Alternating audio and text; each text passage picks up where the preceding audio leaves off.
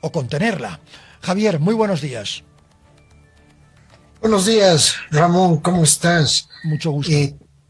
De sobremanera la invitación y pues bueno, a lo que nos atiene.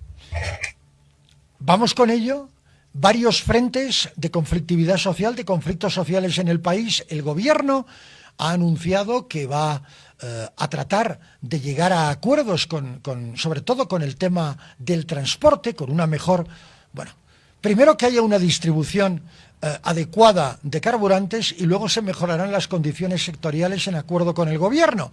Pero es difícil negociar sobre todo con el ala evista, con el evismo, porque la intención es inscribir a Evo Morales a como dé lugar. Adelante, por favor.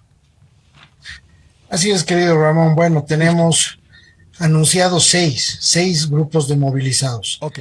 Tenemos la vista para el lunes 2 de junio, con su famoso plan hormiga. Tenemos la Confederación de Choferes de Bolivia y Transporte Pesado.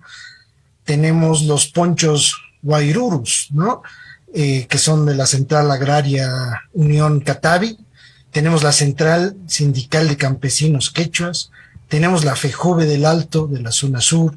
Tenemos el Control Social de Bolivia, que, bueno, ellos marchan hacia el centro de La Paz, a la cabeza de Néstor Yujra, pero en un rechazo de subida a los precios que ahora los tenemos sobredimensionados. Y un séptimo grupo que en un momento tenía que haber salido, que estaban a la cabeza, eran simpatizantes de Andrónico Rodríguez, y pues bueno, tratan de suspender esto para que el gobierno no les eche la culpa, es lo que ellos dicen. Y tenemos que mencionar necesariamente una frase que se ha dicho con bastante brutalidad hace un tiempo, que la economía hay que arreglarla, pero también hay un problema moral que resolver, y eso lo dice Javier Milei, y tiene bastante razón. La economía no se derrumba por arte de magia, se pudre desde adentro. Cuando las decisiones dejan de responder a principios racionales y sirven justamente al clientelismo, al populismo y a la corrupción impune, pues la resiliencia se vuelve un combustible del socialismo. Digo socialismo del siglo XXI, digo estatismo, ya que esta división que se ha generado en el siglo XX de izquierdas y derechas, pues ahora ya no tendríamos que verla, sino estaríamos hablando entre libertad y estatismo, pero justamente esta virtud, que es la resiliencia, que la entendemos como la capacidad de las personas de sobreponernos, ¿no?, a periodos de dolor emocional y situaciones adversas, la conocemos desde ya como una virtud, pero presupone una tragedia. Para que una sociedad sea resiliente, primero tiene que haber sufrido necesariamente, tiene que haber aguantado. Y ahí está el problema, el aguante no nace de la fortaleza, sino de la esperanza. Resistimos porque creemos que van a venir tiempos mejores, casi ingenuamente que las cosas van a mejorar. Apostamos a lo peor, ya pasó, que en algún momento todo cambiará, que vale la pena seguir esperando.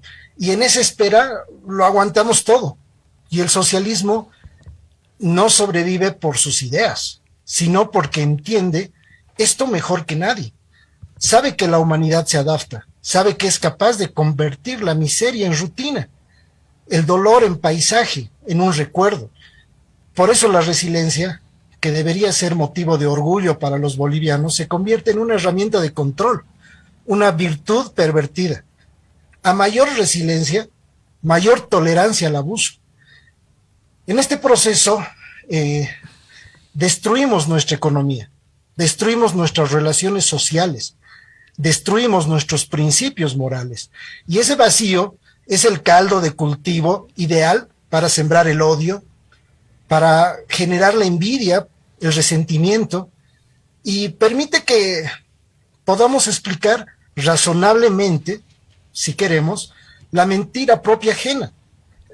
Nos permite justificar todo lo que en un periodo de bonanza simplemente sería abominable, como lo que ya lo hemos pasado. Y en este tema, las diferencias entre una sociedad sana y una pobre radican en el margen de lo admisible. Cuanto más aguantamos, menos principios morales tenemos. Aguantar es el secreto. Si el pan sube, se come menos pan. Si no hay té, bebemos sultana. Si no hay sultana, pues algo va a haber, agua de calcetines con sabor a queso. Pero la idea es aguantar. Siempre aguantamos. Lo que en una sociedad fuerte sería inadmisible, en una pobre como la nuestra es cotidiano. La clase política populista está entrenada en manipular la percepción y relajar la moral de la sociedad. Menos moral, más aguante, o viceversa. Más aguante, menos moral. Ahora, Javier, usted ha tirado en 3 o 4 minutos, tal vez un poquito más, 3 frases que a mí me resultan demoledoras e ilustrativas y que retratan muy bien el modelo económico en el que estamos viviendo, el modelo que administra la pobreza y no la riqueza, el gobierno que estimula la resiliencia, pero como señal de aguante. Hay una diferencia, y creo que es bueno que la establezcamos esta mañana con usted, entre aguantar a resistir. Porque tú puedes ejercer una resistencia cívica, pasiva, ciudadana, en algunos casos activa o proactiva, con la presencia de gente en las calles, pero ya muestras una fibra social que quiere algo diferente en el país o para el país. Pero estamos viendo que esto no está sucediendo justamente por ello, porque tenemos la esperanza, y ahí nos lleva el concepto que usted ha dado con mucha claridad, la resiliencia, adaptación al desastre, porque por venir hay una gran oportunidad de cambio. Javier. Así es, querido Ramón, lo expresas con toda la claridad necesaria. Y justamente pudiste resumir lo que traté de hablar. Es que me encantó, Javier, estuvo usted brillante. Hay frases que las he anotado y que obviamente son suyas y le voy a dar todo el crédito del mundo, pero hay frases que me han conmocionado. La miseria como rutina, es una frase pero devastadora. La voy a marcar, me encanta. Es justamente lo que vamos viviendo. Bueno, hace unos días atrás, el día viernes, si no me equivoco, presenté un ensayo a los medios de comunicación, justamente donde hablaba de lo que es la ruptura, ¿no? Y esa ruptura al sistema, ¿no? Esa ruptura al sistema, pues va en contravención total a lo que viene a ser el diálogo y la unidad. Porque en la unidad estamos hablando entre personas que han aprovechado de la sociedad justamente para mostrar cierta credibilidad. Y lamentablemente hemos visto que esa credibilidad no existe.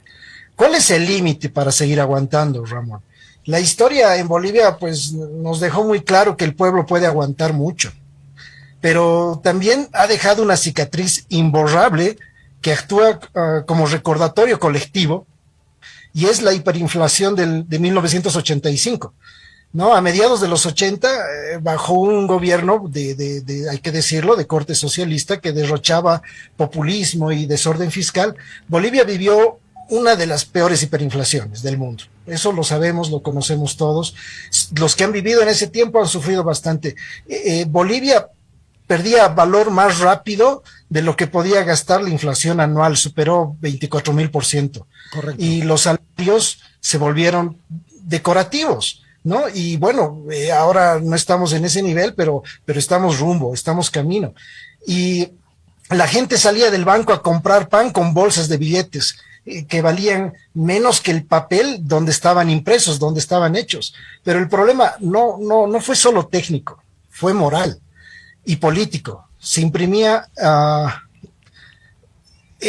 dinero para financiar déficit, para repartir salarios altísimos, para fingir prosperidad y control del pueblo, ¿no? Y más o menos está repitiéndose la historia. Antes de entrar al poder, hablaban de hambre no espera, el hambre no espera. Y ahora igual tenemos un sinnúmero de promesas de libertad, de mejoras económicas, pero ya cuando estaban en el poder nos decían que en nombre de la democracia teníamos que aguantar. Y aguantábamos. Toda la familia tenía que distribuirse a las diferentes colas. Uno para comprar el pan en la madrugada, otro para ir a comprar el azúcar morena, porque en ese tiempo el azúcar blanca era un mito. Otros iban por el aceite, otros iban por la harina, y aguantábamos, ¿no? Creyéndonos más listos que los demás, la viveza criolla, comprar un poco más caro del amigo o del dirigente mirista, ¿no? Que tenía la harina, sí. Pero ojo, había que devolver el saquillo. Claro. O sea, si no devolvías el sequillo ya no te vendía más. Correcto. Que si recibirías un pago había que gastarlo inmediatamente, pues porque mientras caminabas en la calle el dinero estaba perdiendo valor. Y ahora estamos con un cambio de dólar paralelo casi a 20 bolivianos. Aguantamos comiendo menos, comiendo peor, queriendo viviendo que peor, suba. Viviendo peor en líneas generales, ¿no, Javier? Viviendo peor, viviendo. Nuestra calidad de vida se ha reducido a mínimos históricos en este siglo, ¿no? Y estamos aguantando. Y realmente, bueno, ya voy al final con una frase que realmente me caló bastante fondo. Por favor. Pero el gobierno en esos tiempos era magnánimo, pues porque nos hacía caso. Subía el salario mínimo a gusto y a placer de todos. Nosotros pedíamos que suba el salario mínimo y subía. Y no es lo que ha pasado el 1 de mayo hace poco tiempo atrás, ¿no? Que subió el salario mínimo. Y pues todos estamos contentos, pero los de la COP eran gordos. Los políticos del poder eran gordos, ¿no? Invariablemente no nos pedían que aguantemos, pero pues ellos estaban muy bien. Los cargos de viceministro en ese tiempo duraban 15 días. Correcto. Pero era incluso menos, sí. Incluso menos. Pero era suficiente para que se compren casas, para que se compren autos. El encargado de la lucha de narco iba a negociar con los narcotraficantes para que paguen la deuda externa, y eso está documentado. Y nosotros aguantábamos. Es más, nos alegrábamos de esa solución. Realmente estábamos muy felices de que nuestros políticos de ese tiempo puedan encontrar una solución. Los amigos del poder compraban dólares oficiales en 75,000. Luego los vendían en 250,000, digo en 450,000, digo en 800,000, digo en 1,000,000, y se hacían millonarios con esos cambios. Y es lo que ha vivido Argentina hace muy poco. ¿Cuáles son las consecuencias? Un país colapsado, saqueado, quebrado, con una ciudadanía humillada. ¿Cuál es la lección? Un pueblo boliviano que olvidó a los ladrones de izquierda y culpó a los que aplicaron medidas necesarias para corregir el desastre, pero en sí, lo que no olvidó fue la inflación. Y desde entonces el tipo de cambio se convirtió en una línea roja, en un stop. En Venezuela, en Argentina, los gobiernos de izquierda no les importaba la verdad de la inflación. Pero en Bolivia, si tocaban el tipo de cambio, no habría quien aguante, no había quien lo salve. Con el tipo de cambio no se juega. Es lo que aprendimos. Es la lección aprendida. Una lección aprendida que, bueno, durante algún tiempo sí, pudo haber hecho carne en la sociedad boliviana, pero que ahora esa herida, esa brecha, se vuelve a abrir. Y es difícil, va a ser muy difícil, Javier, va a ser muy difícil recomponer ese tejido social. Yo creo que estamos ante un fenómeno muy interesante, electoral sin duda, si es que vamos a elecciones, y esa es otra cosa sobre la que le quiero preguntar. Si es que vamos a elecciones, Javier, ese tejido social seguirá en proceso de descomposición, porque tenemos más cosas que nos separan que aquellas que nos unen. Teóricamente se dice a la inversa, pero fíjense usted también, Javier, cómo la polarización política ha acabado descomponiendo el tejido social boliviano, que es demasiado heterogéneo, ¿verdad? Es demasiado variado. Y eso nos dificulta, nos impide progresar adecuadamente. Y no es un concepto eminentemente liberal, ¿no? Es un concepto real de mala administración del Estado de Derecho, de degradación moral, palabra que me parece estupenda para definir la situación de falta de institucionalidad en el país, y el resultado es un país completamente a la deriva. Javier. Así es, Ramón. Es perfectamente como tú lo planteas, la situación en la que viene viviendo nuestro país. Los movimientos sociales son las grietas por donde asoma el alma de un pueblo y es el termómetro de una nación en decadencia o en el despertar. Pero, ¿qué pasa con las elecciones? Habíamos dicho que es una lección aprendida. Mientras el tipo de cambio y el precio del pan estén estables, todo lo demás se aguanta. Y aquí vienen las elecciones. ¿Por qué? Porque en el fondo indígena roban miles de millones y el pueblo aguanta. El narcotráfico se institucionaliza y nosotros aguantamos, incluso festejamos, comprando cosas más baratas en el mercado negro. Mientras ellos lavan dinero, nosotros compramos lavadoras. Y que un amante ostente riquezas en redes sociales se aguanta. Y incluso hasta se le envidia todo lo poderosa que es, y algunos poderosos también se lanzan como perros. Que los ignorantes hagan fiesta con el erario público se aguanta. ¿Cuál es la cultura? Esta es nuestra cultura, pero solamente que suba el dólar es lo que no se aguanta, solamente que no haya gasolinas es lo que no se aguanta, o en realidad estamos viviendo un movimiento social de personas que están reivindicando derechos con obvias expectativas, Sí. y también tenemos otro grupo que se está aprovechando de esta situación para tratar de salir a la palestra en vistas a una nueva elección. Pues ahí se está mimetizando la situación. ¿Y qué va a pasar? Ya lo habíamos dicho iniciando esta entrevista, querido Ramón, que la economía hay que arreglarla, sí, pero también hay un problema moral que resolver, y si no resolvemos el problema moral, pues vamos a estar en más de lo mismo. Más de lo mismo, que va a ser la continuidad de las protestas sociales. Usted ha citado perfectamente 6.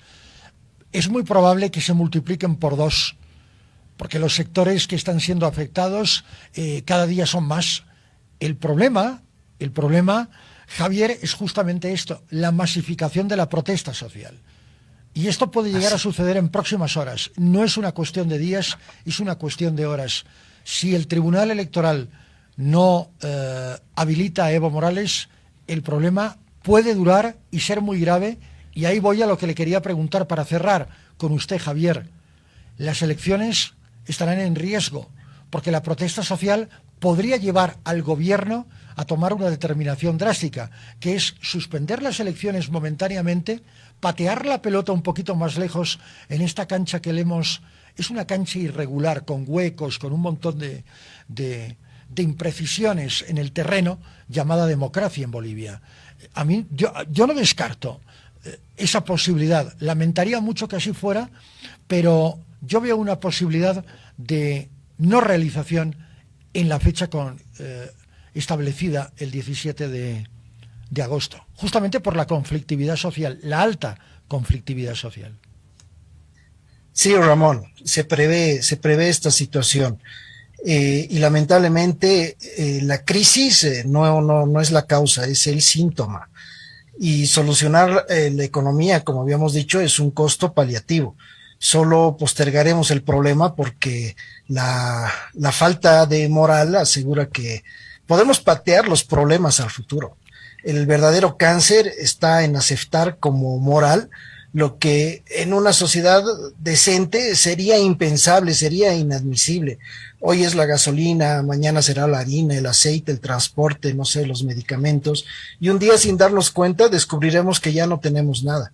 Y no será porque hicimos todo mal, sino porque aguantamos demasiado.